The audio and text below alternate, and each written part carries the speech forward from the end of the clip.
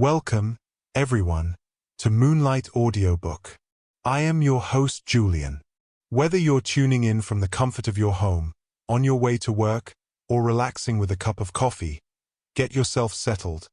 Grab that cozy cup of coffee, tea, or whatever drink helps you unwind, and prepare to dive deep into a world of mystery, twists, and suspense. Tonight, we have a thrilling tale ready to unfold, full of secrets, dark corners, and mind-bending puzzles. Murder in the Grand Library. So, sit back, get comfortable, and let's begin this exciting journey together. Who knows what surprises are waiting around the next corner? Let's find out. Chapter 1. The Silent Scream. The night was meant to be a celebration. The Worthington estate, with its sprawling gardens, intricate sculptures, and lush grounds, had long been the venue of some of the finest social events in London. The Grand Library, its walls lined with centuries-old volumes, rich mahogany shelves, and grandiose chandeliers, was the epitome of refinement. Candles flickered softly across the tables, and the air was thick with the aroma of freshly pressed linen and polished wood. The guests were elegantly dressed, their laughter echoing off the high ceilings of the room as they mingled in small groups, discussing matters both personal and political, their voices a soft murmur beneath the music that played in the background. Sir Reginald Ashford had been a prominent guest at many of the Worthington soirees, a man of wealth, influence, and considerable notoriety. His presence always commanded attention, and tonight, he stood in the corner of the Grand Library, holding court with a group of well-to-do men. His reputation for quick wit and sharper criticisms had made him a favorite at such gatherings, though not everyone appreciated his brand of humor. Lady Worthington, equally well known in society for her poise and beauty, stood by her husband, Lord Worthington, quietly observing the guests. There was an air of tension about her, one that could not be attributed to the elegance of her gown or the smile she offered to her visitors. She appeared preoccupied, her eyes darting from one person to another with an intensity that suggested something more than mere social obligation. The evening had gone smoothly, as expected. Wine glasses were refilled, idle conversation continued uninterrupted, and the guests were content to indulge in the luxury of the night. But there was an undercurrent of something darker beneath the festivities, something waiting to be unleashed. It was around midnight when the stillness was suddenly broken. A scream, sharp and full of terror, ripped through the otherwise serene atmosphere of the Worthington estate. It came from the direction of the Grand Library, its pitch so unnatural that it seemed to hang in the air for a long moment before it reached the ears of the gathered crowd. The scream cut through the hushed conversations like a blade through silk. The room froze, and every face turned to the direction from which the sound had come. For a few seconds, there was silence. No one moved. No one spoke. They were frozen, as if waiting for the scream to be nothing more than a figment of imagination. But then the sound of hurried footsteps echoed from the hallway, and panic began to ripple through the guests. Lady Worthington was the first to react. She stood as if in shock, her hand instinctively rising to her mouth. Her eyes, wide with disbelief, seemed to search for answers that did not exist. Lord Worthington, who had been chatting with a group of men, immediately looked toward the library with a furrowed brow. Without a word, he made his way toward the doors, followed closely by several of the other guests, all of whom were equally alarmed. The butler, a man of considerable composure in most situations, appeared at the threshold of the parlor, his face pale, his breathing rapid. His usual polite expression had been replaced by one of palpable distress. "Please, madam, sir," he stammered, "there has been an incident in the library." Without waiting for further clarification, Lord Worthington gestured to a nearby servant to fetch the police. The rest of the guests were swiftly herded toward the back rooms of the estate as the butler led the way, though none could have been prepared for what they would find. The library was a study in contradiction. Where one would expect the air to be thick with the dust of history, it was instead filled with the scent of roses from the garden just outside. The large windows, still open, allowed the cool breeze of the night to flow in, rustling the leaves of the old tomes that lined the shelves. But the tranquility of the room was destroyed by the sight that met them upon entry. Sir Reginald Ashford's body lay motionless at the center of the room, his once grand figure now crumpled and lifeless. A pool of dark red blood had already formed around his body, staining the luxurious carpet beneath him. The moonlight from the window illuminated his face, which was twisted in a grimace of terror. His eyes, wide open, appeared to be staring at something unseen, though the life within them had long since fled. The most striking aspect of the scene was the absence of disorder. The room was still pristine. Books were neatly arranged on the shelves, a fire burned softly in the hearth, and the faintest smell of tobacco lingered in the air. It was as though Sir Reginald had been placed there deliberately, the violence of his death juxtaposed against the pristine surroundings. His hand, still clutching a letter opener with a polished silver handle, was frozen in a position that suggested no attempt at defense. His fingers curled weakly around the handle, and the blade had driven deep into his chest, between two ribs, directly toward the heart. The others in the room stood silent. The sight before them was horrifying, yet it was also perplexing. There was no sign of a struggle, no signs of forced entry. It was as though Sir Reginald had been alone at the time of his death. Alone, and yet someone had taken his life with unerring precision. Lady Worthington gasped, stumbling backward, and her husband steadied her.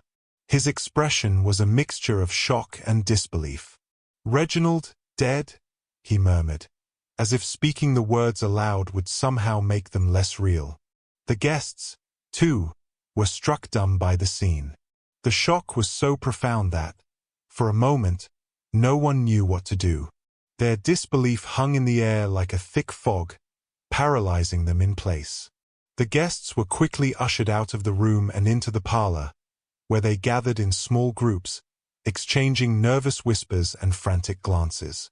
In the distance, the sound of the police arriving could be heard, but it did little to assuage the sense of unease that gripped the estate. It seemed impossible to believe that such an event could have occurred in the midst of such refined surroundings, in a place where the rich and powerful had gathered to celebrate. Yet, there was no denying it. The crime had happened, and Sir Reginald Ashford was dead. His life had been taken so suddenly, so violently, and no one knew why. The guests sat in stunned silence, casting furtive glances at one another, wondering who among them could be capable of such an act. It was at that very moment that Hercule Poirot arrived, as if summoned by fate itself. Poirot's reputation had preceded him, but even those who had heard of his legendary skills could not help but be struck by the effect of his presence. His arrival was as unassuming as it was commanding.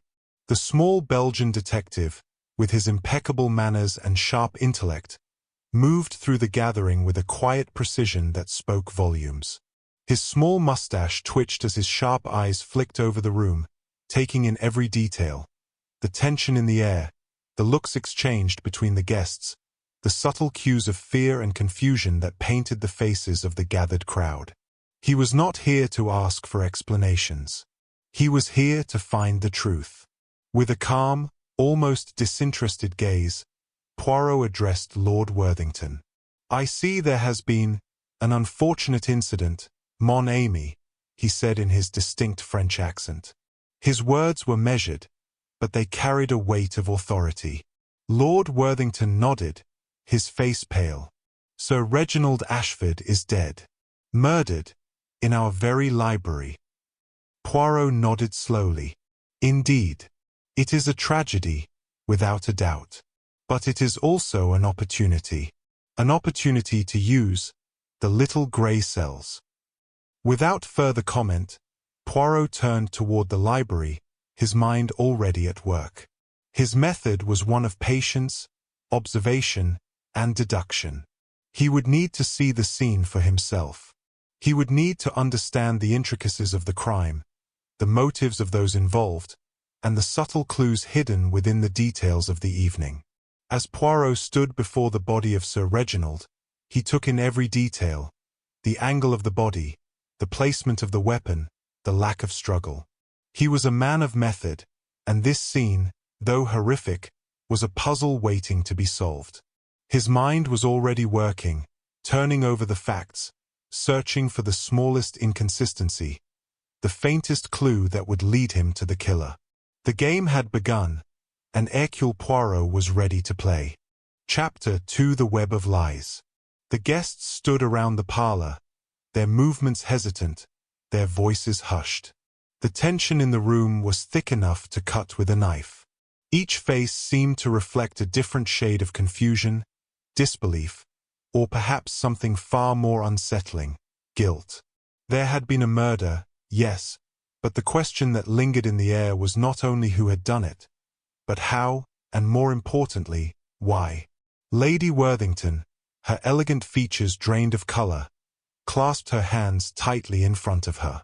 Her eyes, usually so poised, were wide and frantic, betraying the inner turmoil that her composed demeanor could no longer hide.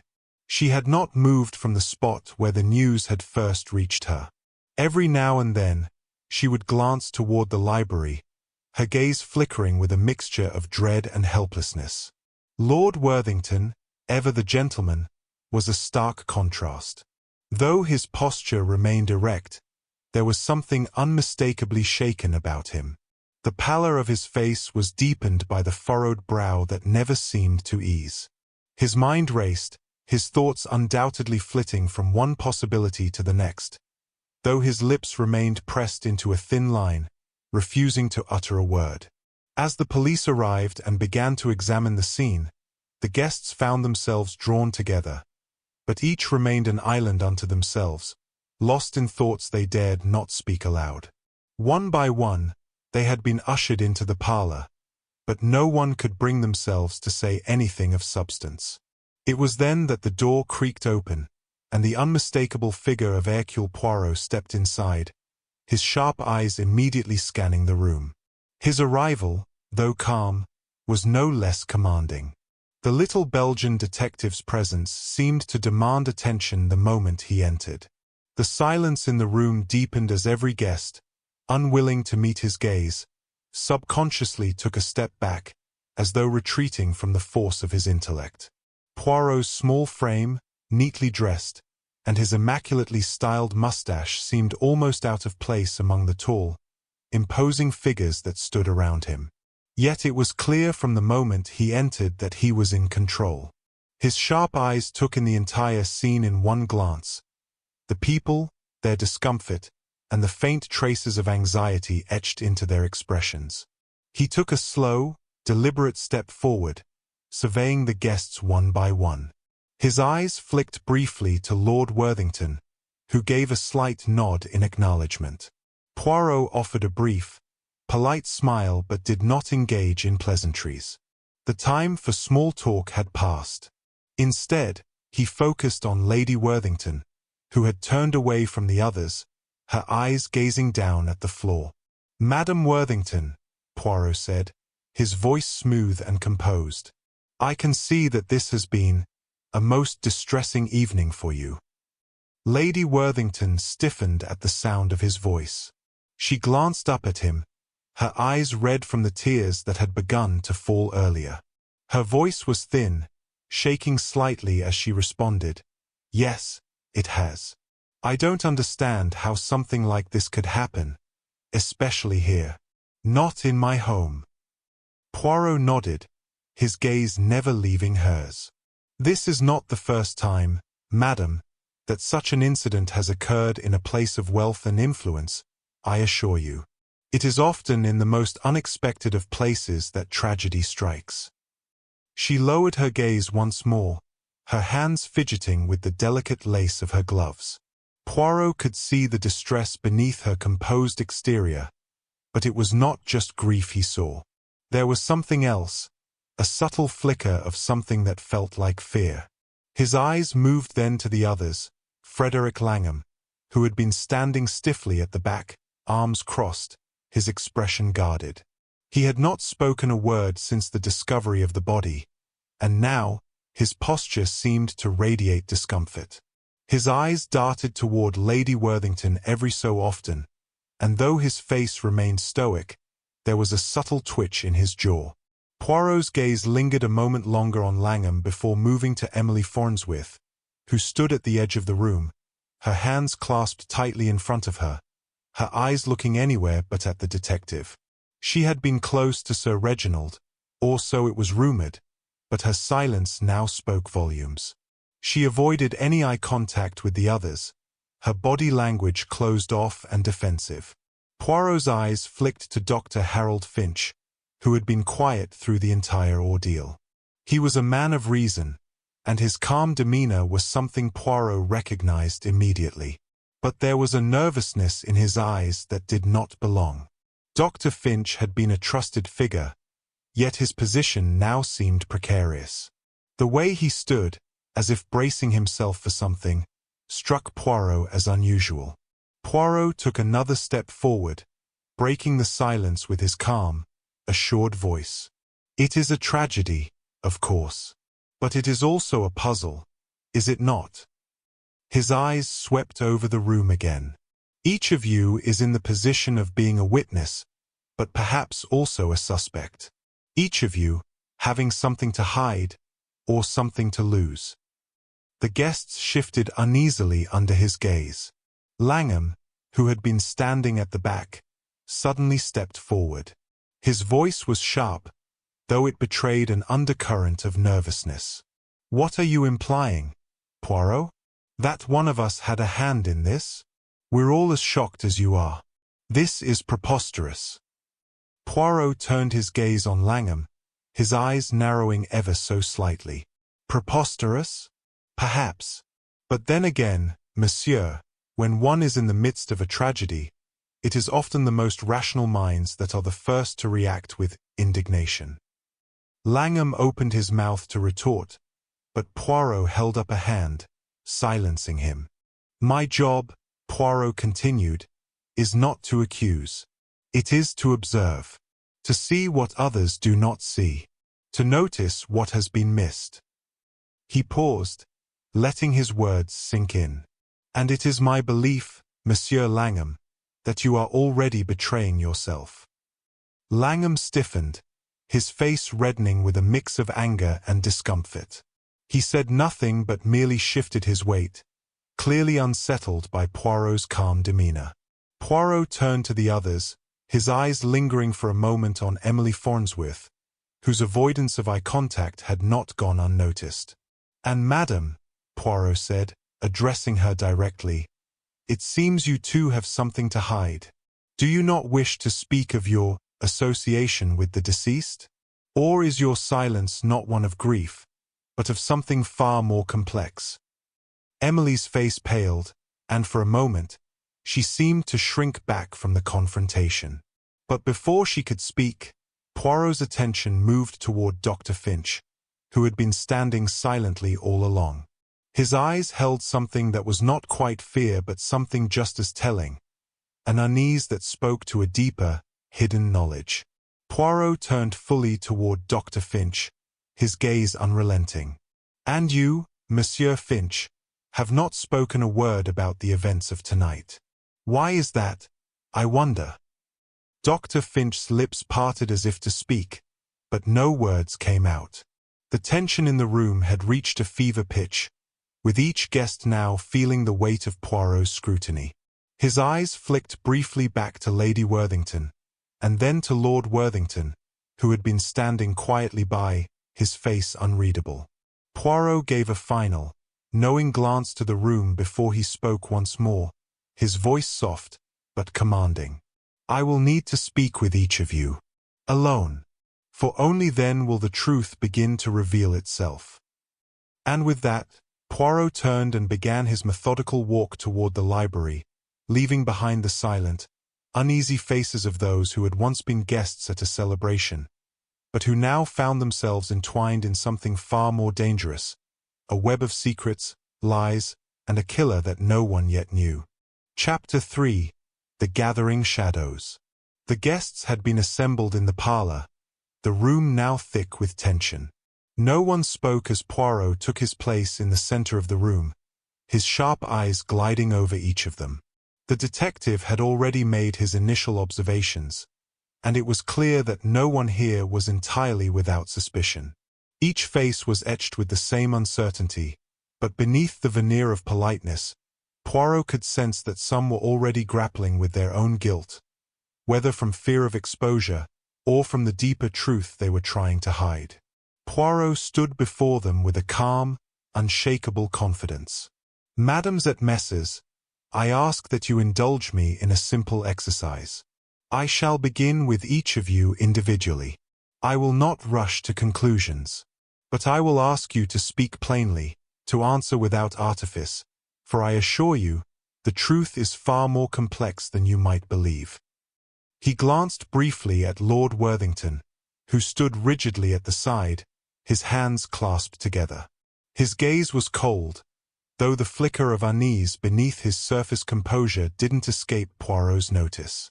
Poirot knew that Lord Worthington, though commanding in his demeanor, was just as much a part of this puzzle as the others. "I will begin with you, monsieur," Poirot said, his voice cutting through the thick silence. "Lord Worthington, I understand that you were in the parlor when the crime occurred." Lord Worthington's face remained composed, though his lips tightened as Poirot spoke. "Yes, I was in the parlor with my guests. We were talking about the evening's events." Poirot nodded, making a show of considering the answer. "And you were not aware of anything unusual? Any sounds, any signs of trouble coming from the library?" Lord Worthington paused for a moment, his eyes narrowing slightly. "No. Everything seemed perfectly fine until the scream. We were all in the parlor, as I said. It was only when we heard the scream that we rushed to the library." Poirot studied him for a long moment, his sharp gaze never wavering. "I see. So you did not leave the parlor?" "Not for a moment." "No," Lord Worthington replied, his voice firm, though the faintest flicker of doubt passed across his face. Poirot made a small note on his notepad, then turned to Lady Worthington. Her face, still pale, was a mask of fragile composure, but the tremble in her hands betrayed the depth of her distress. She had yet to speak, and Poirot suspected she was struggling to control the emotions that surged beneath her calm exterior. "Madame Worthington," Poirot began, his voice gentle but probing, "I must ask you to recall your movements this evening. Were you in the library at all during the night? Or was there some other place where you spent your time?" Lady Worthington swallowed hard, her gaze flicking to her husband, then back to Poirot. I was in and out of the library a few times, but always with company. I never left alone." She faltered, her voice quivering for the briefest moment before she caught herself. "I never saw anything unusual. Not until the scream, of course." Poirot nodded slowly, watching her carefully. He could sense that she was holding something back, but whether it was out of fear or something else entirely, he could not yet tell. "And what of your husband, madam? Was he by your side the entire time?" Lady Worthington's eyes flickered toward her husband again, and for the briefest moment, there was a slight hesitation before she spoke. "Yes, he was with me, though I didn't notice anything unusual." Poirot's eyes narrowed ever so slightly. "You didn't notice anything unusual? Not even a change in Sir Reginald's behavior, perhaps?" At the mention of Sir Reginald's name, Lady Worthington stiffened, her lips trembling as though she were trying to suppress some internal turmoil. No, not at all. He was his usual self," she said, her voice quieter now, almost as if she were trying to convince herself. Poirot remained silent for a moment, studying her reaction. The subtle shift in her body language did not go unnoticed. Lady Worthington's discomfort was palpable, but Poirot knew that it was not just the death of Sir Reginald that had rattled her. It was something deeper, something that had yet to reveal itself.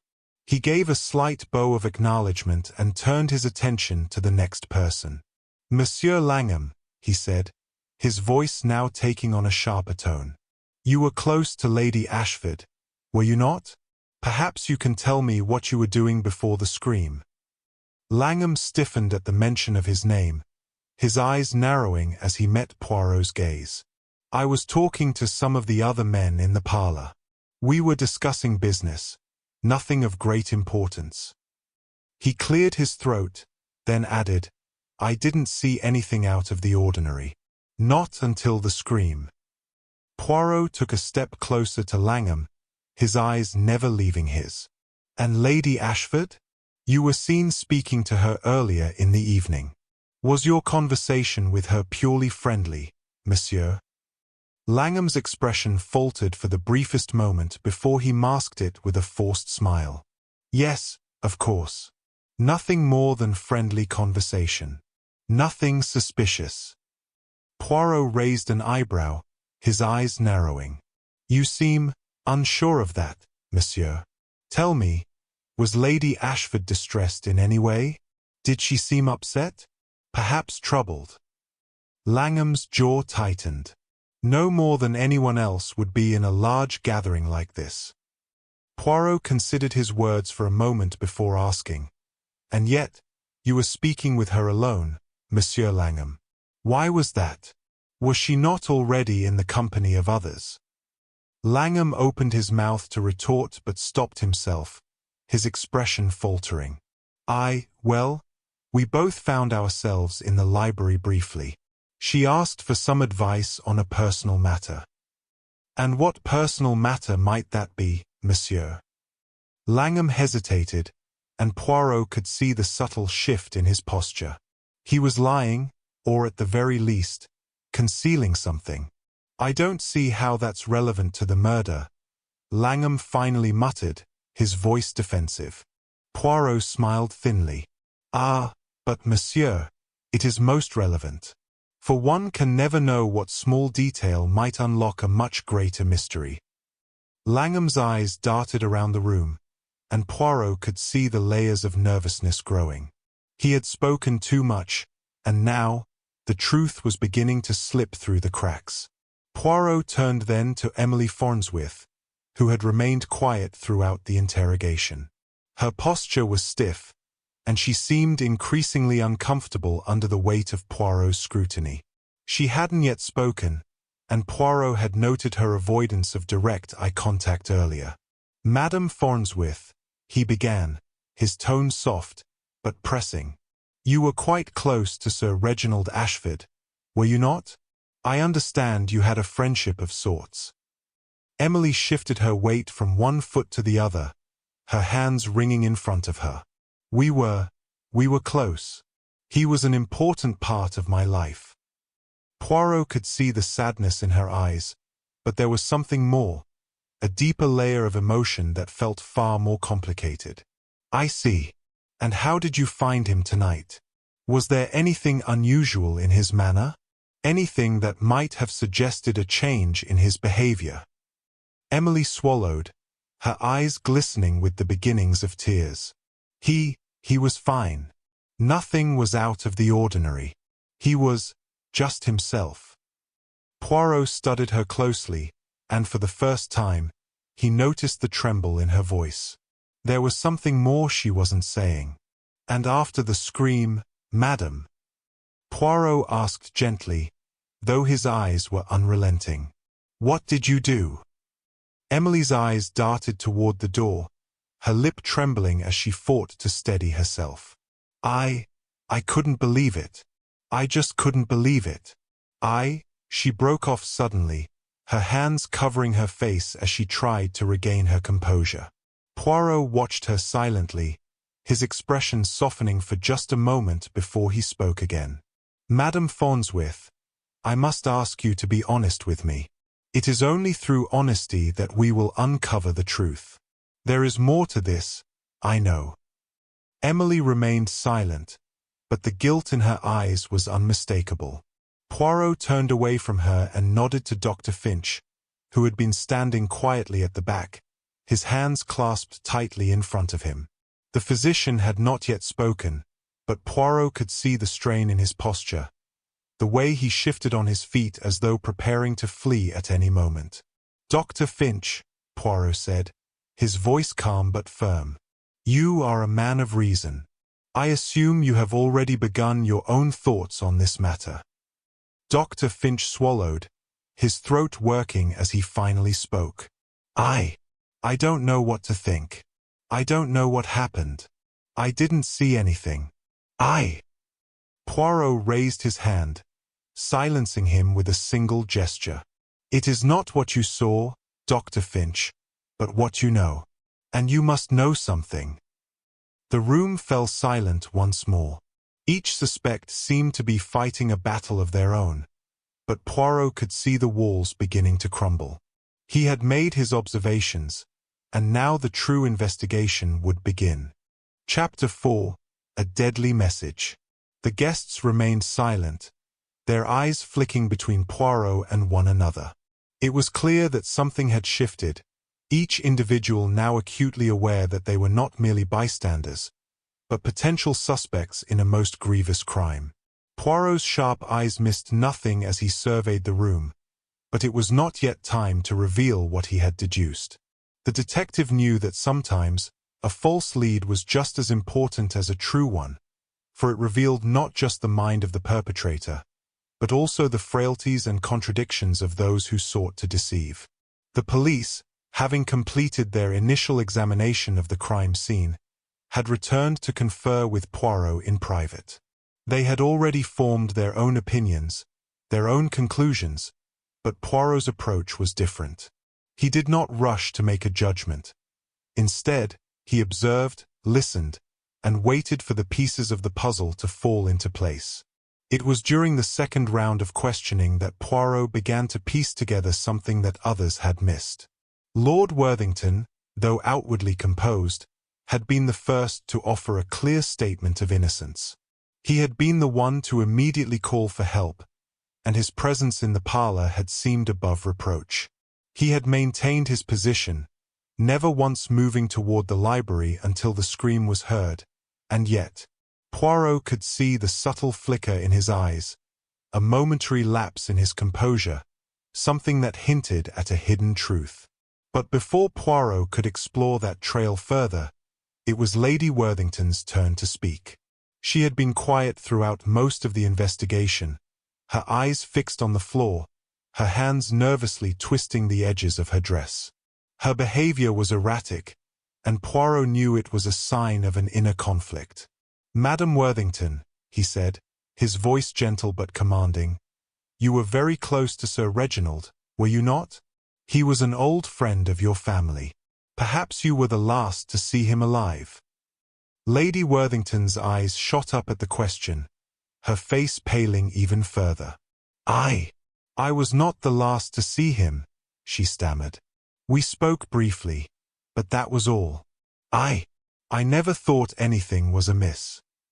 She paused, then quickly added, "I was with Lord Worthington in the parlor, as I've told you." Poirot studied her carefully, noting the tremble in her voice, the quickness with which she tried to distance herself from the scene. There was something she wasn't saying, something she was trying to conceal behind her calm exterior. "That is very interesting, madam," Poirot said, his voice measured. "Because you see, I noticed something in the library. There was a letter, an unopened letter, lying on Sir Reginald's desk. A letter that seemed to have been placed there deliberately." Lady Worthington looked taken aback, her gaze flicking toward her husband, but she did not speak. Poirot could tell that the mention of the letter had struck a chord with her. "It was addressed to you, madam," Poirot continued, his voice soft but insistent. "And the handwriting, it was unmistakable. It was Sir Reginald's.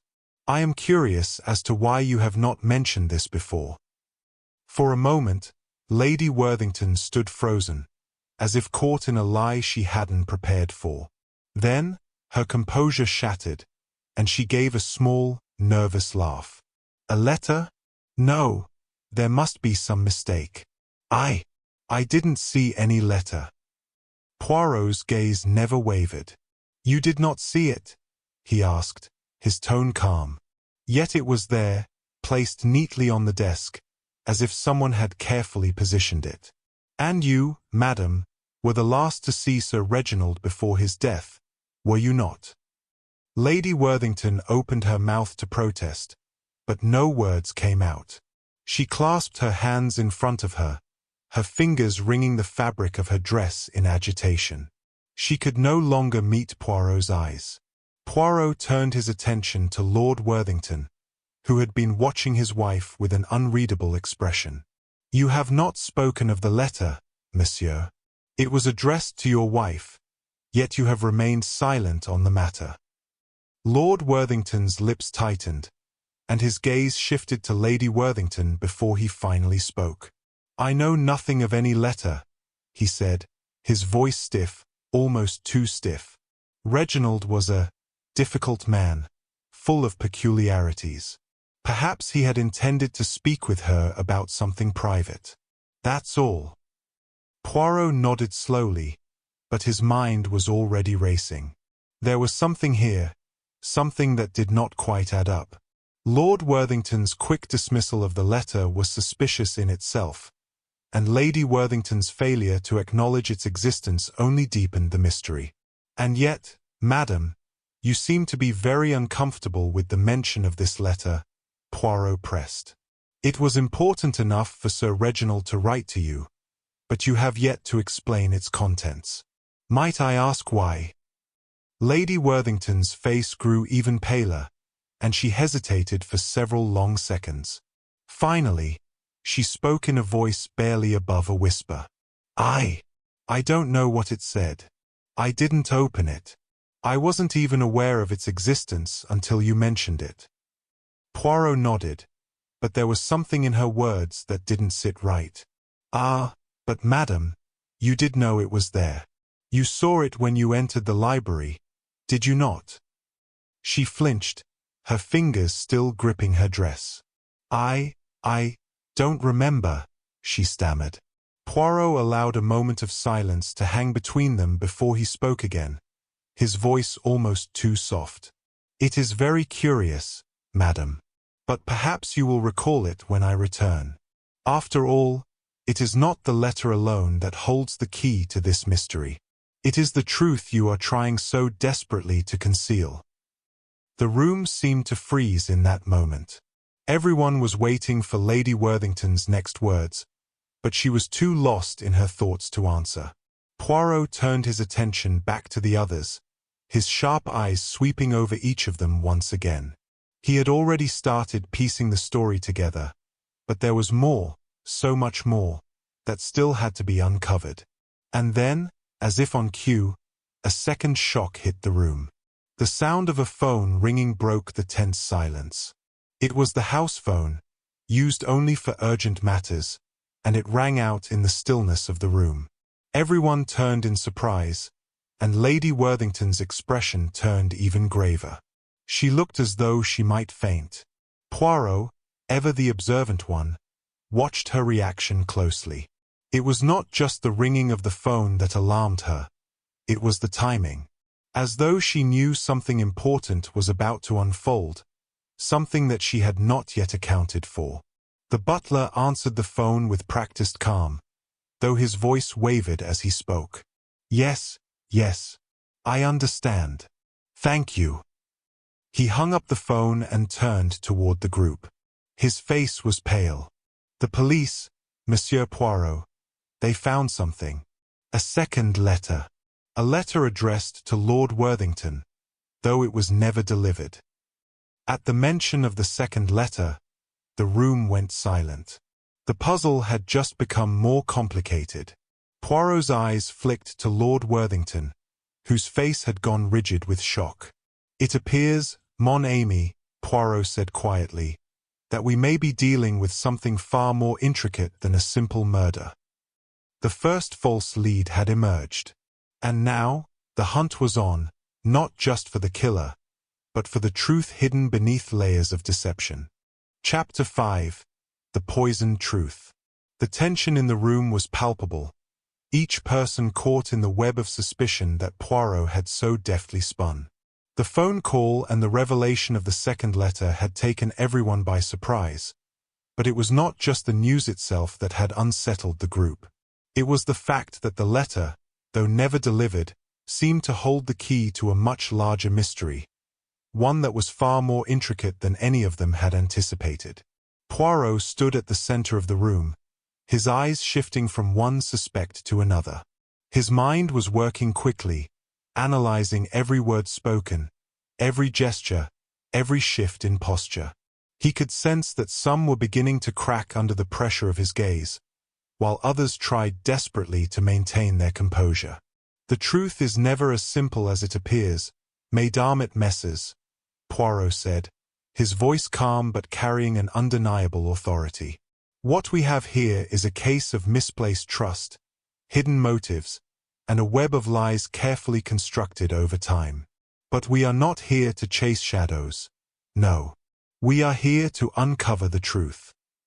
Lady Worthington's eyes flickered nervously as Poirot's words sank in. She had been quiet since the revelation of the letter, her face pale, but it was clear that she was struggling to maintain control. Poirot had noted her discomfort when the letter had been mentioned, but it wasn't just her reaction to the letter that intrigued him. It was the way her gaze darted between her husband and the others, as if she was silently weighing her options, trying to decide just how much to reveal. Madame Worthington, Poirot continued, his gaze never leaving her. You mentioned earlier that you had not read the letter. But I wonder, could it be that you are hiding something far more important than its contents? Perhaps it is not the letter that is troubling you, but what it represents. What it means for your past and your future. Lady Worthington flinched at his words, her hands trembling as she gripped the edge of the armchair. Her lips parted as if she were about to speak, but no words came out. Poirot could see the panic building within her, the internal struggle that was beginning to break her down. She wanted to confess, he could feel it, but she was too afraid. Poirot took a step closer, his voice lowering. Madam, we both know that Sir Reginald was not the easiest man to live with. His temper, his arrogance, his need for control. These things would have made life difficult for anyone, especially a woman of your station, OUI. Lady Worthington's eyes widened slightly, her breath hitching in her throat. She did not respond, but the slight tremor in her hands betrayed the truth. Poirot pressed on. What I believe, madam, is that Sir Reginald's death was not an accident. It was not the work of a stranger. No, this was a crime of passion, one that stems from a long-held grudge, one that was ignited by something personal. The question is, what did he know? What was it about the contents of that letter that could have driven you, or someone else here, to silence him forever? Lady Worthington's eyes filled with tears, but she held herself together, barely. Her lips trembled as she fought to hold back the confession that seemed to be rising within her. Poirot knew that if he pushed her too hard, she would break, but that was not the way of the detective. No, Poirot was patient. He would not rush her. Instead, he turned to the others, his eyes sweeping over the group, pausing on each of them as he went. He could feel the subtle shifts in their posture, the way they flinched when his gaze lingered just a moment too long. Each of you has something to hide, Poirot said, his voice like a soft, almost musical cadence that seemed to hypnotize them all. Some of you have already shown your cards. Others have not yet revealed their hands. But all of you, without exception, are players in this game. A game where the stakes are higher than anyone could have imagined. He turned toward Frederick Langham, who had been silent for some time now, his face a mask of indifference. Monsieur Langham, you are a man of ambition, are you not? A man who has always sought to climb higher in society, to make connections with the right people. I have no doubt that Sir Reginald's influence was something that you sought to harness. Langham's jaw tightened, but he remained silent. His eyes, however, betrayed a flicker of something, guilt, perhaps, a hint of recognition, as if Poirot had struck a nerve. Poirot smiled, though it was a smile that didn't reach his eyes. But ambition is a double-edged sword, monsieur. It can lead you to great heights, but it can also bring you down to your knees when the truth comes crashing down around you. Langham's eyes darkened, but he said nothing, choosing instead to stare coldly at Poirot. Poirot moved on, his gaze now falling upon Emily Farnsworth. She had been unusually quiet throughout this entire process, and Poirot had noted her tendency to avoid eye contact. Her nervousness, however, had not gone unnoticed. There was something about her that didn't fit, something that seemed just out of place. Madame Farnsworth, Poirot said softly, you have been most reticent throughout this investigation. I wonder, what is it that you are hiding? A secret? A past you wish to keep buried? Emily's face paled at the mention of her name, and she shifted uncomfortably in her chair. Her hands clenched tightly in her lap as if trying to hold herself together. Her lips parted, but no words came out. Poirot's eyes gleamed with a quiet understanding. You were close to Sir Reginald, but there was more to your relationship than mere friendship, was there not, madam? Perhaps something more intimate? Something that would make you the perfect target for suspicion. Emily's breath hitched, and she looked as though she might bolt from the room at any moment. Her gaze flickered nervously toward the door, and Poirot saw the unmistakable signs of guilt written across her face. But before she could respond, Poirot's gaze shifted once more. This time, it was upon Dr. Harold Finch. Dr. Finch, Poirot said, his voice tinged with something almost playful. You are a man of reason, are you not? A physician, a man who sees the world through a lens of logic and science. And yet, I wonder, monsieur, if you have underestimated the power of the human mind. Dr. Finch stiffened under Poirot's gaze, his fingers twitching at his sides as if longing to reach for something to steady himself.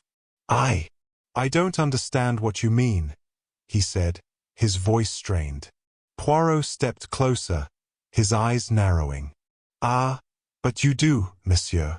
You understand perfectly. It is not the physical evidence that will solve this mystery. It is the mind, the emotions, the secrets that lie buried beneath the surface. And I believe you know something. Something important. Dr. Finch looked away, unwilling to meet Poirot's gaze.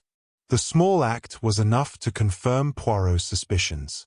There was a truth hidden there, a knowledge that Dr. Finch was desperately trying to suppress. Poirot stood still for a moment, letting the silence hang in the air.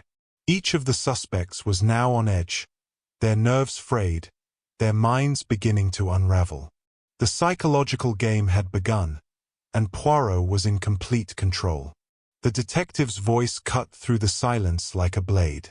I will not rush this process, mesdames et messieurs. But I promise you this, each of you will be faced with the truth. And when that truth is revealed, none of you will be able to escape it. With that, Poirot turned and walked to the door, pausing just long enough to cast one last glance over his shoulder. We are getting closer, my friends. But I am afraid that the worst is yet to come. Chapter 6. A Poisoned Web. The investigation had taken its course, and yet the more Poirot uncovered, the more elusive the truth seemed to become. The revelations about the second letter and the mounting tensions among the guests had only deepened the mystery. But now, as Poirot watched the guests grow increasingly anxious under his watchful eye, he could feel it. The moment when everything would shift. Something was about to break wide open. Poirot sat quietly in the corner of the parlor, his mind racing through the clues, the contradictions, the lies that had been told. Every answer he received seemed only to bring more questions. His little grey cells were working at full capacity, but Poirot knew one thing for certain. The web of deceit had only begun to unravel. The truth would be painful, for both the victim and those who had been left behind. Lady Worthington, her face still pale, stood near the window, looking out over the garden, lost in her thoughts. Lord Worthington, though he had said little in recent hours, was clearly preoccupied, his brow furrowed in deep thought. Emily Farnsworth shifted nervously in her seat, glancing around the room but never meeting anyone's eyes. Frederick Langham, usually so composed, was now fidgeting, his foot tapping erratically against the floor. And Dr. Finch. Dr. Finch had been uncharacteristically silent, his eyes darting about as if trying to avoid the piercing gaze of Poirot. Poirot knew that all of them had their secrets, but it was becoming clear that one of them was hiding something far more dangerous than the others. It was not just a matter of guilt. There was a deeper motive at play, a motive that involved not just Sir Reginald, but someone who had much more to lose. Poirot's eyes lingered on Emily Farnsworth, whose posture had grown increasingly tense. She was a woman on the edge, and Poirot had always known that it was often the most quiet and unassuming who were the most dangerous. Her relationship with Sir Reginald was murky at best, and the more Poirot thought about it, the more he suspected that there was something far darker lurking beneath the surface of her grief. It was in that moment, as Poirot was preparing to speak, that the quiet but unmistakable sound of glass shattering broke the stillness of the room. Everyone jumped to their feet, startled by the sudden noise. They turned toward the source, a window at the far side of the room, where a small piece of glass had fallen to the floor. The others were confused, unsure of what had caused the break. But Poirot knew better. He had heard it clearly. The sound was not of an object being knocked over, but of a window breaking from the inside. Poirot moved swiftly across the room, his gaze never leaving the broken window. As he reached it, he looked down to see a small, glinting object resting just beneath the sill. It was a small glass vial, no larger than the palm of a hand. Poirot picked it up carefully, his fingers brushing the smooth surface of the container. The vial was sealed, but the substance inside was unmistakable. A deep, dark liquid that had stained the bottom of the bottle.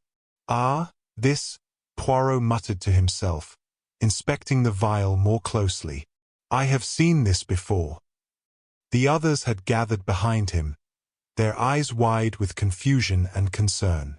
"What is it, monsieur?" Dr. Finch asked, stepping forward. His voice held a nervous edge, and his eyes darted toward the vial as if he were afraid it might explode at any moment. Poirot did not answer immediately. Instead, he turned toward the others, his eyes scanning each face. "This, Mesdames et Messieurs," he said slowly, "is not just any vial. This is a vial of poison. And it seems that someone here has gone to great lengths to hide it." The room fell into stunned silence. A collective gasp echoed through the space, as the guests struggled to process the significance of what Poirot had just revealed. The vial of poison, clearly discarded in haste, now stood as a grim testament to the deeper layers of the crime. Lady Worthington stepped forward, her face pale with shock. "Poison?" she whispered. But why?" Poirot turned to her, his expression calm but his eyes sharp. "That, madam, is the question. You see, this vial, though small, holds the answer to much more than you realize. It is not only a tool of murder, it is a weapon of deception, one that can be used to cover up far darker deeds." Lady Worthington swallowed hard, her hands trembling. "But who would do such a thing?" she asked, her voice barely audible. Poirot looked at her, his gaze piercing. "The question, madam, is not who would do such a thing, but who would benefit from it. This vial was not meant for Sir Reginald alone. No, the The poison inside is not something easily acquired, nor is it used casually. It is reserved for those who are desperate, desperate enough to silence not just one person, but perhaps many. He held the vial up, examining it in the dim light. The poison, Poirot continued, has been used before. And I believe it is linked to a crime that has gone unnoticed. A crime that is even older than Sir Reginald's death. The others looked at him in confusion. Langham stepped forward, his voice sharp. "What are you suggesting, Poirot? That someone here has been poisoning people for years?"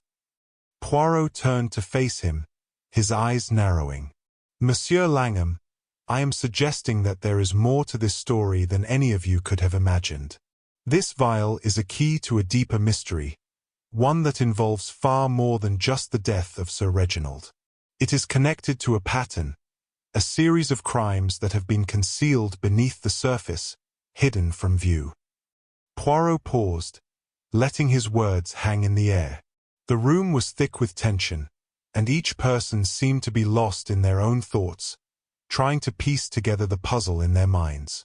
But Poirot's words had planted a seed of doubt in each of them.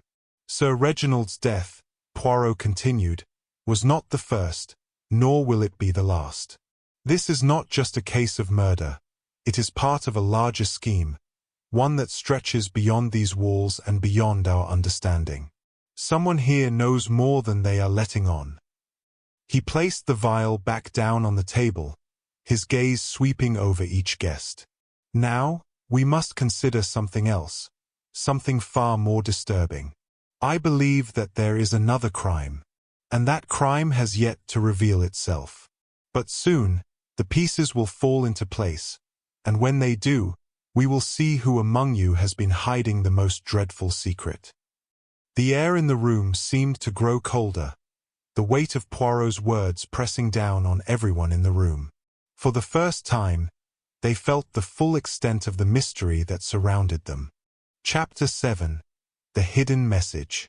The discovery of the vial had left the room in a state of stunned silence. The glass had been fragile, yet the contents had been powerful, a silent witness to a crime far more intricate than anyone had initially suspected. Poirot stood there, watching his guests with quiet deliberation, his sharp mind already drawing conclusions that the others had not yet begun to comprehend. His calm demeanor contrasted sharply with the chaos that had taken hold of the others. The tension in the room had only intensified. The poison, its presence now undeniable, cast a dark shadow over the investigation. But Poirot knew that the vial was merely a clue, a small but crucial piece in a much larger puzzle. He could feel it. The truth was within his grasp, but there were still questions left unanswered, small inconsistencies that he needed to uncover. Poirot had always relied on his little grey cells, and today they were working at full capacity. As he stood before the guests, each of them seemed to grow more restless, more agitated under the weight of his gaze. They were all beginning to understand that Poirot's patience would be the key to unlocking the full story, but the full truth could not be revealed just yet. There was still one final piece to uncover. Without a word, Poirot turned and walked slowly toward the grand library, leaving the others in the parlor, all of them now quietly whispering among themselves. Lady Worthington was seated in the far corner, her face pale and drawn, while Lord Worthington stood near the window, staring out at the garden. Emily Farnsworth had retreated to the back of the room, her arms crossed tightly over her chest, and Frederick Langham stood rigidly by the door, his expression unreadable. Dr. Finch had not moved from his seat, but Poirot could see the tightness in his jaw, the flicker of something unsettling in his eyes. Poirot did not need to say another word. He could feel their eyes on him, the weight of their stares following his every movement. They knew, as he did, that the moment of revelation was coming, but it would not come easily. He entered the library, the scene still as it had been when he first arrived. The body of Sir Reginald Ashford sprawled on the floor, a tragic symbol of violence in the otherwise peaceful space. The room was silent, save for the soft crackle of the fire in the hearth. Poirot stepped cautiously across the room, his eyes narrowing as he took in every detail. Something had been bothering him about the crime scene, something that none of the others had noticed. The body, the pool of blood, the letter opener, it all seemed so carefully arranged, as though the killer had wanted it to appear like a crime of passion, a spur-of-the-moment act. But Poirot had long known that appearances were often deceiving. There was always more to the story, hidden beneath the surface. Poirot's eyes flicked toward the desk, where the second letter had been found, but it was not that detail that had caught his attention this time. No, it was something else, something far more subtle. He knelt beside the body, inspecting the area around Sir Reginald's right hand, where the letter opener still clutched his fingers. It had been the weapon of choice, but Poirot was no stranger to the psychology of murder. The victim had been in a sitting position when the fatal blow had been struck, and there had been no sign of struggle. Sir Reginald had not been surprised, nor had he attempted to fight back. It was as though he had been expecting the blow. Poirot leaned closer, his eyes scanning the area around the body. And then he saw it, a faint stain of ink on the edge of the desk. The ink was dark, thick, and still fresh. The paper had been moved recently, but it was not the letter that had been placed there, nor was it the letter opener. No, it was something far more interesting. Poirot reached out with a gloved hand and carefully lifted a sheet of paper from beneath the desk's edge. The sheet had been half hidden, as though it had been deliberately tucked out of view. As Poirot lifted it, he noticed something peculiar. On the back of the sheet, faint indentations marred the paper's surface. Someone had written something on this paper, but it was not visible to the naked eye. A piece of writing had been pressed into the sheet, perhaps written hastily, but it was still legible to the sharp eyes of Hercule Poirot. He held the paper up to the light, revealing the faint indentation of words. He leaned closer, reading them carefully. "I know what you did. You cannot escape. I will expose everything." The message was short but unmistakable, a threat of sorts. It was not a letter, but a warning, and it was clearly directed at someone in this room. Poirot's mind raced, the pieces of the puzzle clicking into place. This message was not meant for Sir Reginald alone. It was meant for someone else. Someone who had much more to lose than the others. Someone who had been hiding their true intentions all along. Poirot's heart raced, the thrill of the discovery coursing through him. He had found the key, the hidden clue that had eluded everyone else. This was no ordinary crime. Sir Reginald's murder had been part of a larger scheme, a web of deceit that had been woven carefully, layer by layer, until it was too intricate to unravel. But now, with this message in hand, Poirot could see it clearly. The truth was within his reach. Poirot stood in the library for a moment, deep in thought. His mind flashed back to the moments that had unfolded in the parlor, to the subtle reactions, the nervous glances, the hidden emotions that had betrayed his guests. He had known all along that the answers were not in the obvious details, but in the smallest, most carefully hidden clues. This was the key to understanding the true motive behind Sir Reginald's death. Slowly, Poirot made his way back to the parlor, the sheet of paper still in his hand. As he re-entered the room, he saw the group still seated, their faces etched with worry and confusion. They did not know it yet, but their fates were sealed. The killer, the one who had orchestrated this elaborate crime, had already been revealed. Poirot did not waste time. "Mesdames et messieurs," he began, his voice calm yet authoritative. "I have found the clue that will reveal the truth of this matter. Sir Reginald Ashford did not die merely by chance. No, his death was part of a much larger scheme. A scheme that involved not just his murder, but a message that was meant for someone else." He paused, his gaze sweeping across the room. The guests shifted uncomfortably, their eyes darting nervously from one person to the next. Poirot knew that one of them had already begun to crack under the pressure. "It seems, my friends," Poirot continued, "that Sir Reginald was not the only victim here. No, the true target was someone far closer to us, someone whose secrets were more dangerous than they realized. And now, that person will have to face the consequences of their actions." Lady Worthington's face went pale, and she looked as though she might collapse at any moment. Emily Farnsworth's breath came in shallow gasps, and she was trembling uncontrollably. Langham's jaw was set, his face a mask of frustration, while Dr. Finch looked pale, his hands clenched tightly at his sides. Poirot held up the sheet of paper, the hidden message now clearly visible to all. This was written by Sir Reginald himself. A warning, a final plea for justice. But it is not just a message. It is the key to understanding what has truly happened here. The room fell silent, the weight of Poirot's words sinking in. "The true criminal, the one who thought they could escape," Poirot said softly, his voice almost a whisper, "is standing among us." Chapter 8. The Final Showdown.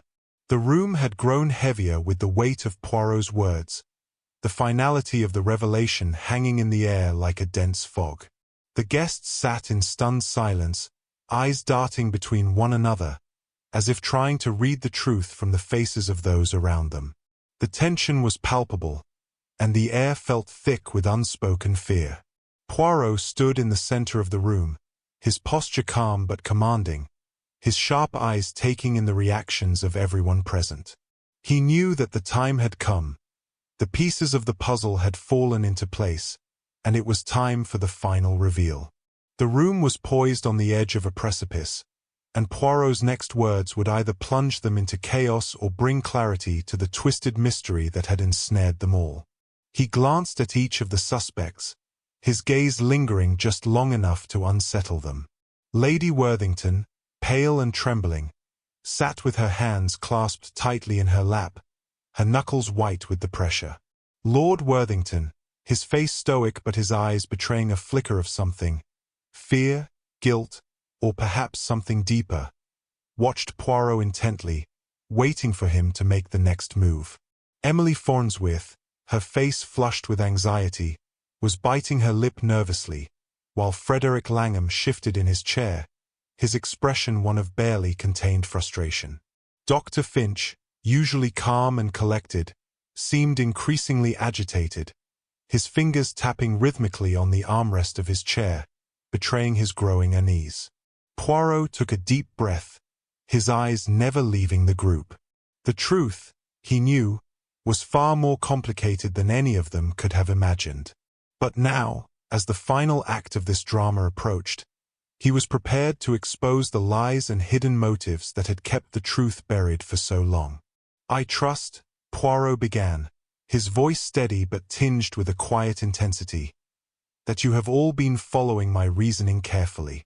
It is clear to me now that Sir Reginald Ashford's murder was not an isolated incident. It was the culmination of a series of events, a long-held secret that has finally come to light." He paused, allowing his words to sink in.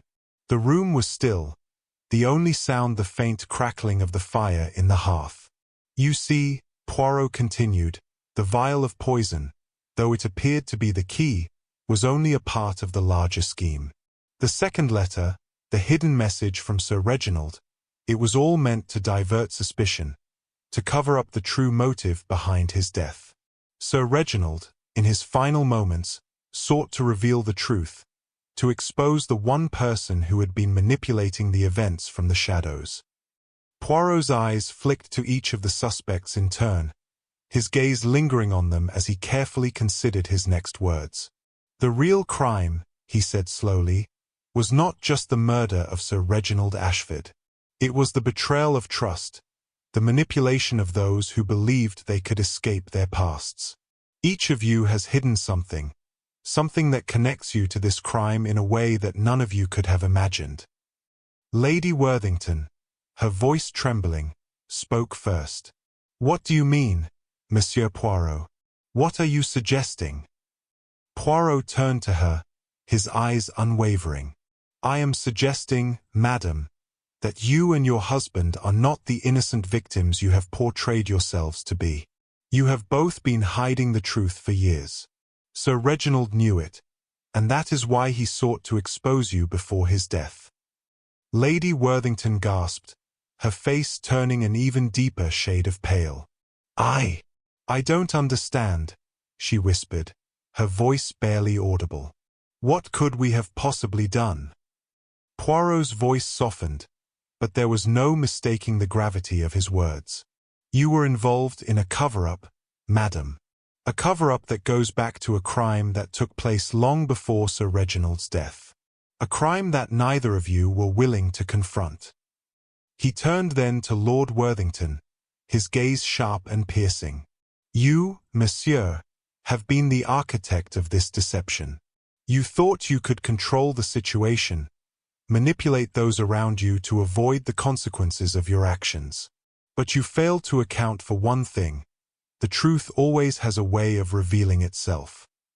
Lord Worthington's face tightened, his jaw clenching as he met Poirot's gaze. He said nothing, but Poirot could see the internal struggle waging behind his eyes. The truth was out, and there was nowhere for him to hide. Poirot then addressed the others, his voice calm but unwavering. Monsieur Langham, you, too, are not without your part in this. Your ambition, your desire to climb the social ladder, made you a pawn in a game you did not fully understand. You thought you could use Sir Reginald for your own purposes, but in the end, it was you who were used. Langham stiffened at Poirot's words, but he did not speak. His lips were pressed tightly together, his eyes narrowing with growing frustration. And you, Madame Farnsworth, Poirot continued, his voice softening slightly, you were close to Sir Reginald, yes. But your connection to him was not as innocent as you would like to believe. There was something more between you, something that Sir Reginald knew. A secret that you did not want uncovered. Emily Farnsworth's eyes filled with tears, but she remained silent. She had not expected Poirot to uncover the truth so quickly, and now, with nowhere to run, she was left to face the consequences of her actions. Poirot's gaze shifted to Dr. Finch. And you, Monsieur Finch, are the most interesting of all. A man of reason, of science, who saw the world in terms of facts and figures. Yet you, too, have your part to play in this tragedy. You knew more than you let on. You, too, were complicit in hiding the truth, hiding what really happened that night. Dr. Finch shifted uncomfortably in his chair, his face flushed with a mixture of shame and anger. But still, he said nothing. He was trapped in his own web of lies. Poirot paused, allowing the weight of his words to settle in. The room was heavy with anticipation, every eye focused on him, waiting for the final revelation. He could feel the tension rising, could see the desperation building in the faces of the suspects. I have given you all a chance to confess, Poirot said, his voice steady. But now, I will give you the truth. He turned to the others, his eyes glinting with quiet satisfaction. The murder of Sir Reginald Ashford was not the work of a lone individual, Poirot began. It was the result of a conspiracy, a carefully orchestrated plan that involved not only Sir Reginald, but all of you. The letter, the vial of poison, the hidden message, it was all part of a larger scheme, one that went deeper than any of you could have imagined. He paused, allowing his words to sink in. The truth is simple, Poirot said, his voice calm but filled with authority. The killer is among us. And that killer, like all of you, will soon face the consequences of their actions. The room went silent, the guests staring at Poirot in shock, their faces pale with fear. They had expected Poirot to reveal the truth, but not like this, not so decisively. The final curtain had fallen, and now there was nothing left to hide. Poirot stood tall, his gaze sweeping over them one last time. "The game is over," he said softly. "And the truth, as always, has come to light." Chapter 9. Unmasking the Villain. The room was thick with the weight of silence. Poirot stood at the center, his eyes sweeping over the gathered suspects, who now appeared as mere players in a game of which they were no longer in control. The final moment was upon them. The truth had been laid bare, and each of them had a role to play, a piece to add to the narrative that Poirot had so painstakingly woven together. Now, it was time for the curtain to fall. The tension in the room could be cut with a knife. No one moved, no one spoke.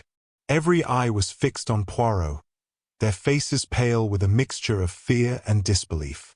They had all known this moment was coming, but no one had expected it to unfold so swiftly, so decisively. Poirot's gaze was steady, unwavering. His lips twitched slightly in the faintest of smiles, but there was no humor in it. This was no game anymore. This was the moment of reckoning. "Madams et messieurs," he began, his voice as smooth and unhurried as ever. "You have all been involved in this most grievous crime, Sir Reginald Ashford's death. But as I have shown you, this murder was not the work of a single individual. No, it was a complex conspiracy, a chain of events set in motion long before Sir Reginald's demise. And now, it is time to reveal the one who thought they could escape the consequences of their actions." He paused for a moment, allowing his words to sink in. Every suspect's breath seemed to hold at that moment, each of them caught in the anticipation of what was to come. Poirot's eyes shifted to Lady Worthington first. "Madam, you have been the central figure in this drama, though perhaps you did not realize it at the time. Your relationship with Sir Reginald was more than that of a mere hostess and guest, was it not?" Lady Worthington's face paled further, and she shrank back, her hand trembling slightly as it gripped the armrest of her chair. She opened her mouth to speak, but no words came out. Her eyes, wide with fear, darted around the room, as if seeking an escape. Poirot continued, his voice steady and deliberate. "Your involvement with Sir Reginald went far deeper than the social appearances you have so carefully maintained. You were not just a woman trapped in a loveless marriage. You were also involved in something far darker, something Sir Reginald discovered before his death." Lady Worthington gasped, her hands clutching her chest in horror, as if Poirot's words had struck her directly. Her face was a mask of guilt and fear. "Do you know what that was, madam?" Poirot asked quietly, his gaze never leaving hers. "The affair, the secret you thought you could keep hidden. But Sir Reginald knew. He knew about your relationship with someone far closer to you than you were willing to admit. And that person," he paused, letting the words hang in the air, "that person is your husband." There was a collective intake of breath from the room. The realization hit everyone like a thunderclap. Poirot turned his gaze to Lord Worthington, who had gone rigid in his chair. His face was a mask of disbelief, though his lips had gone white, and his eyes were tightly closed as though trying to deny the accusation. "Lord Worthington," Poirot continued, "you thought you could control the situation. You thought that by keeping the truth hidden, you could maintain your reputation, your standing in society. But Sir Reginald had discovered the truth. He knew about your illicit dealings, about your involvement in illegal business transactions that threatened not only your family's fortune, but your very position in the world." The words landed like a series of blows. Lord Worthington sat frozen, his knuckles tight against the armrests, his eyes staring ahead, his lips moving soundlessly as though he were trying to summon the words to defend himself, but nothing came. Poirot's voice softened, but his eyes remained sharp. But it was not just the affair that brought about Sir Reginald's death. No, it was his threat to expose you. The letter, the poison, the hidden messages. These were all part of a plan to silence Sir Reginald before he could ruin everything you had worked so hard to conceal. Lady Worthington's breath caught in her throat, and her shoulders slumped. The mask of composure she had worn so well for years had shattered completely. She was not the innocent widow she had portrayed herself to be. No, she was the co-conspirator, the one who had helped orchestrate this deadly cover-up. Poirot's gaze turned then to Frederick Langham. The young man had been standing at the back of the room, his posture tense, his jaw clenched in frustration. He had barely spoken during the investigation, and his silence had only heightened the suspicion surrounding him. "Ah, Monsieur Langham," Poirot said, his voice almost thoughtful. "You were not merely a bystander in this crime, were you? Your ambitions, your drive to secure a position of power within high society, made you vulnerable to manipulation. You thought you could use Sir Reginald for your own gain, perhaps even blackmail him for favors, but in the end, it was Sir Reginald who used you." Langham's face flushed with anger, and he finally spoke, his voice low and tight. "I didn't have anything to do with his death. I was just trying to move up in the world. This is absurd." Poirot's eyes narrowed. "It was not just your ambition that made you a target, Monsieur Langham. No, it was your connections to others in this room, your willingness to do anything to protect your own interests, that made you complicit. The poison that killed Sir Reginald was not meant for him alone. It was a warning to someone else, someone much closer to you than you care to admit." Langham's eyes darted nervously, but Poirot did not give him a chance to defend himself. The poison was meant to silence not just Sir Reginald, but the one person who could expose the truth, the one person who had been conspiring with you all along. The final piece clicked into place. Poirot turned his gaze to Emily Farnsworth. "Madame Farnsworth, you were the key all along. You were not just a simple confidant of Sir Reginald, were you? No, you were the one who had the most to lose. Your secret relationship with Sir Reginald was no accident.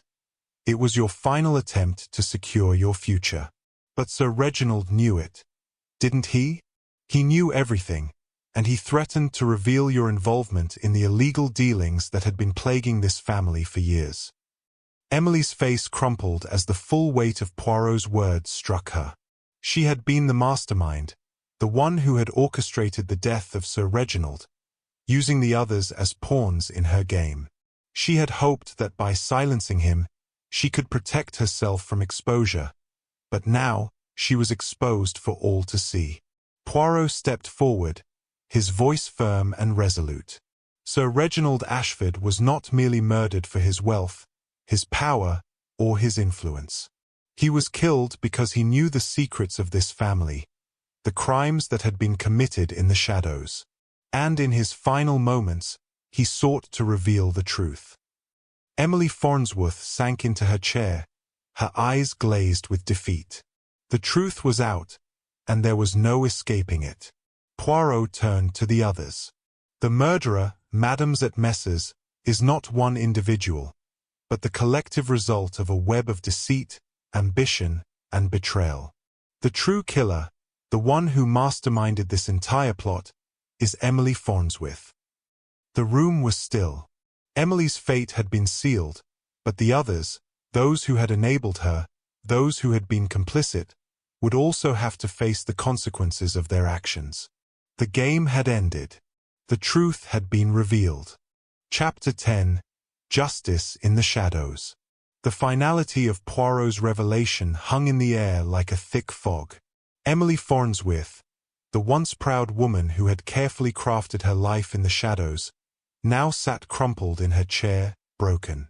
The secrets she had buried for years had been dragged into the light, exposing her for what she truly was, a manipulative schemer who had orchestrated the murder of Sir Reginald Ashford in cold blood. Poirot's voice, steady and commanding, broke the silence that had settled over the room. "Madame Farnsworth, you thought you could escape, didn't you? You thought that by silencing Sir Reginald, you could keep your empire of lies intact. But the truth always has a way of revealing itself, no matter how deeply it is buried." Emily's eyes were glassy, her hands trembling as she clutched the fabric of her dress. Her chest heaved with shallow breaths, and the weight of her guilt was suffocating. She had no defense, no excuses. The truth had been exposed, and there was nowhere left to hide. Poirot took a step toward her, his gaze unwavering. The poison you used, the hidden letters, the careful manipulation, all of it was part of a plan to rid yourself of Sir Reginald before he could destroy everything you had worked so hard to build. But it was not just about him. It was about your own survival, wasn't it, madam? You would stop at nothing to protect your position, even if it meant taking a life. Emily's lips trembled, but no words came. The truth had crushed her, and there was nothing left to say. Poirot turned his attention to the others in the room. And you, madams et messieurs, you were all complicit in this crime, whether knowingly or unknowingly. Lord Worthington, Lady Worthington, Langham, Finch, each of you played a role, whether as a pawn or an accomplice, but you all contributed to the web of deception that allowed Emily Farnsworth to carry out her plan. Lady Worthington's face crumpled at the mention of her involvement. She had not directly participated in the murder, but her silence, her complicity in hiding the truth, had made her an accessory. Lord Worthington, too, stood rigid, his expression cold, but the flicker of guilt in his eyes betrayed the reality of his actions. Langham's jaw was clenched, his hands balled into fists, and Dr. Finch had gone utterly still, the blood draining from his face. The others had not been the masterminds behind the crime, but they had allowed it to happen, whether through ignorance or cowardice. Their fates, too, were sealed, though perhaps not as definitively as Emily's. Poirot's gaze lingered on each of them. You see, mesdames et messieurs, there is no escaping the consequences of your actions. Sir Reginald Ashford may have been the victim, but each of you contributed to the tragedy that befell him. You allowed yourselves to be swept up in the lies, in the deception, and now the truth has come to claim you. Lady Worthington, overcome with emotion, finally spoke, her voice shaking. But what about Emily? Why would she do this? She was like a daughter to us. How could she? Poirot's eyes softened for just a moment, but his voice remained firm.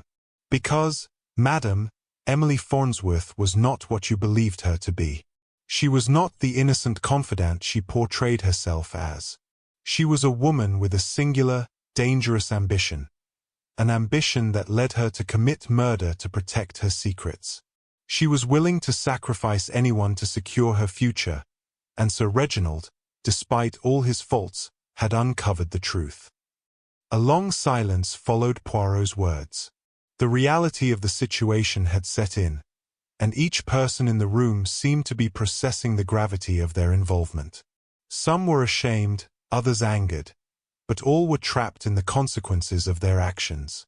They had been complicit, whether by choice or circumstance, and now they would have to answer for their roles in this tragic affair. Poirot turned back to Emily Farnsworth, his voice softening. Madam, your actions have destroyed not only a man's life but the lives of everyone in this room. Sir Reginald may have been the one to die, but it is you who have caused the greatest harm. And now, you must face the consequences. Emily's shoulders shook as she began to cry, the full weight of her guilt and fear crashing down on her. She had thought she could control the situation, that she could manipulate the lives of those around her without ever facing the repercussions. But now, there was nowhere left for her to hide. Poirot stood tall, his expression unwavering. The police will be here shortly, madam, and when they arrive, you will be taken into custody for the murder of Sir Reginald Ashford. You will have to answer for your actions, and the truth will come to light, as it always does. As Emily was led away by the officers, her face a mask of sorrow and regret, Poirot turned to the others. The rest of you, monsieur and madam, will face your own consequences. Lady Worthington, Lord Worthington, Langham, Finch, you all have your part to play in this drama. Some of you will face the law, and others will face the moral reckoning for your actions. Lady Worthington broke down completely then, her sobs filling the room. Lord Worthington stood motionless, his face pale, as though the realization of what they had lost had only just hit him. Langham, still standing by the door, had a look of defiance on his face, but Poirot could see the fear beneath it. Dr. Finch, ever the physician, seemed to shrink inwardly, as if wishing for the earth to swallow him whole. Poirot turned to leave, his steps deliberate and measured. The room was in chaos, but Poirot's work was done. The mystery had been solved, the killer exposed. Justice would be served, and the truth had triumphed. As he made his way to the door, Poirot paused for a moment and glanced back at the room. "One cannot escape the truth," he said softly, more to himself than to anyone else. "It will always find its way to the surface, no matter how deep one tries to bury it." And with that, Hercule Poirot walked out of the room, leaving behind the aftermath of a crime solved and a truth uncovered. Thank you so much for listening to this story by Moonlight Audiobook. If you enjoyed the story, don't forget to hit that like button and share it with your friends. Help us bring more mystery and suspense to those who love a good story. And if you haven't already, make sure to subscribe and ring that bell so you never miss an update. We've got plenty more thrilling mysteries, captivating tales, and intriguing twists waiting for you. Your support means the world to us, and we can't wait to share more incredible stories with you. Until next time, keep the mystery alive, and stay tuned for more on Moonlight Audiobook.